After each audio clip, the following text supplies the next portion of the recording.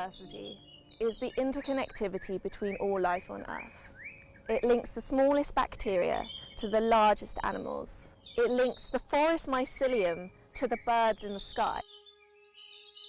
This fragile connectivity is in danger and it is under threat. If people don't learn about nature, they won't care about it, and if they don't care about it, they won't act. If we want to have nature thriving, we have to have connected habitats, we have to have nature in our farmland, we have to have nature in our cities. Pollinators visit 3/4 of our crop plants to put food on our tables. Peat and soil absorb carbon from our atmosphere, and forests provide homes for our most beloved wildlife. Without it, the rich and varied landscapes that we hold dear, that have long been the muse of human creativity and harmony, would be lost. It's so nice to stay close to plants and animals like this here. And I believe this not only me, but everyone feel calm and refreshed when immersed in nature like this.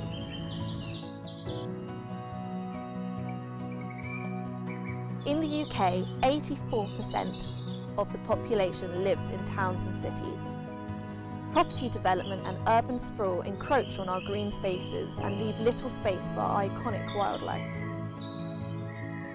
A lot of people were worried about all the development on the green space and the impact that was having on nature.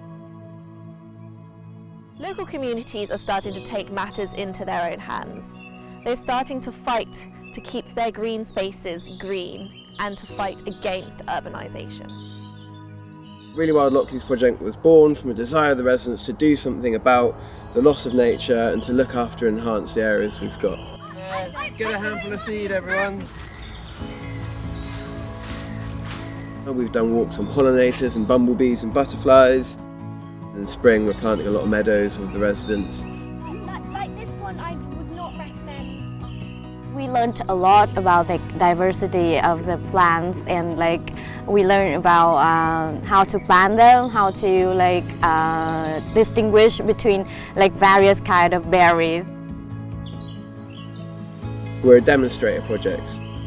We're trying to inspire other communities and other neighbourhoods to sort of follow suit and use council land for the benefit of nature. Get to meet new people and have conversations and meet your neighbours, and it builds that relationship between people. No pun intended, but it creates the seed, it plants the seed for further sort of more organic community initiatives. We as humans sometimes forget that we are part of nature. It is part of us.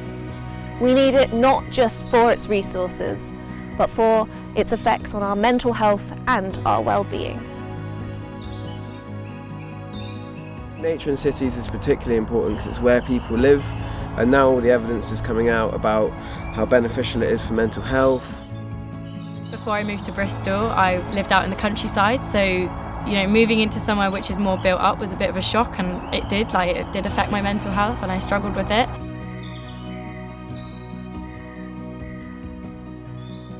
Schools, sports facilities, council verges, people's gardens, we've got to use all this land for nature. If you look at a map, you've got to join up all the areas. Lockleaze Neighbourhood Trust is one example of many. Nationwide, thousands of urban greening initiatives are taking place. If we can support communities now, we can weave a global tapestry of resilience, restore balance, and ensure that future generations inherit a vibrant and diverse planet. Together, we can act now to safeguard the natural beauty that sustains us all.